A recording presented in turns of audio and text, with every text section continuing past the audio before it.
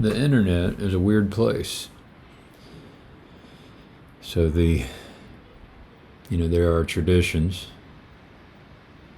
which maybe helped people throughout history, religious traditions, and they aren't necessarily well adjusted and adapted to the internet. I think that word traditions, it could apply to our biological systems as well. And yeah, the internet could also be a metaphor for a lot of things, like processed sugar. Like technology has allowed for things which all of our kind of genetic and mimetic memory isn't ready to handle well. And so we're going to be a little sloppy. We're going to make mistakes. We're going to have new struggles.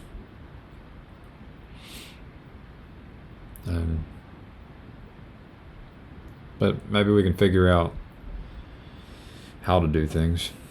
It probably requires that we ask ourselves some important questions like,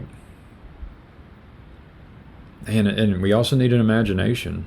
Can you imagine what it would have been like before cars and airplanes and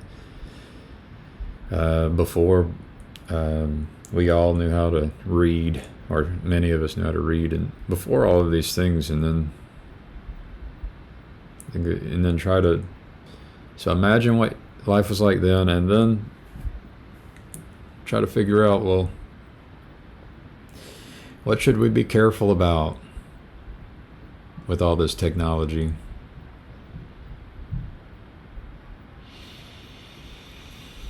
Because I'm in a room and there's nobody in this room. And if anyone from hundreds of years ago were watching me, they might think that maybe I was praying to God. And then how different is what I am doing compared with what others have done throughout history. Well, I can actually upload this thing to the internet.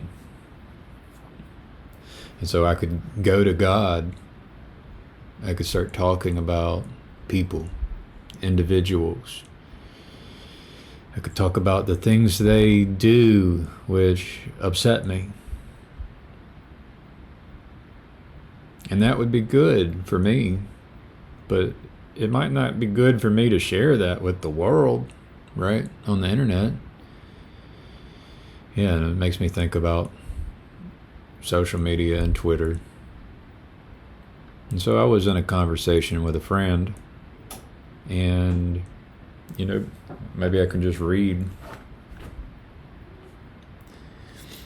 My last text message was, that seems like a good practice and principle. And so they said, I think it's important to talk about things people said or did rather than extrapolating their behavior into statements about their character.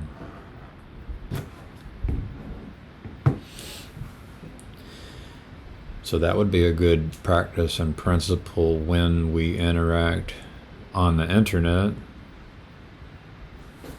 But maybe that even misses the mark, because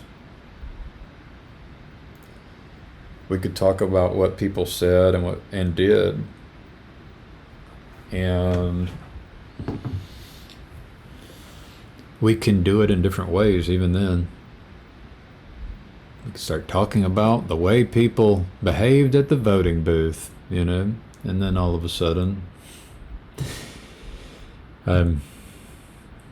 people could get defensive. So we probably need to be really aware about how our words can be confrontational. That would be a good principle and practice. We could also be practicing being someone who loves God and loves people, everyone up to and including our enemies, so that if we started talking about the way people voted the way people behaved in a voting booth, we were loving those people. Man, I understand why the person voted. I understand why many people voted this way. And I understand why many people voted in a different way. That would be a good place to get to, is to understand people enough to know why they behaved the way they behaved. And we might even understand people well enough so that we have an idea of how the things we say might influence them. And we might even love them such that we would have an idea of what is best for them, and have an idea about the kinds of words we could say which would motivate and move them towards a better future, to becoming a better person. And that would be great. These seem like some principles and some practices.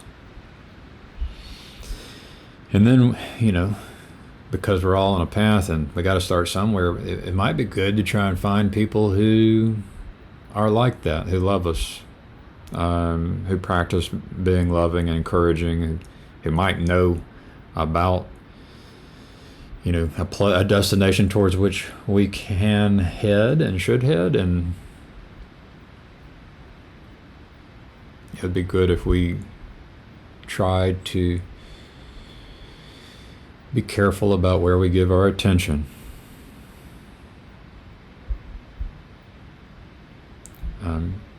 And that can change depending on where we are on our path. There may be a season when we need to retreat, where we need the monastery and the solitude and the rest, and there may be a season when we are well rested and we should be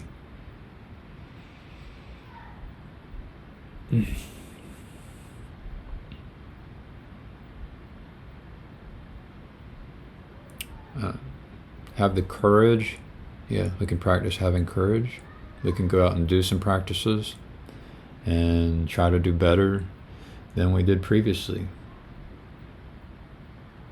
And so there can be this kind of retreating and then moving forward, and retreating and moving forward in life, years and years and years, trying to figure things out, trying to understand how we should live, what we should pay attention to. So there's some principles and some practices. And I guess I should leave with, if I can give you one gift, it would be the gift of forgiveness. So sometimes when the altar call happens, the altar call can look different in different churches, but there might be something, you might hear something like, pray for the forgiveness of sins. And what's interesting is, are you praying for your own forgiveness of sins, the sins you committed? Or are you praying for the capacity to have forgiveness for other people's sins? And so the most amazing gift in the world is the experience of being a forgiving person. It's an amazing gift that we have access to. So I'll leave you with that one. Forgiveness is forgiving, not forgetting.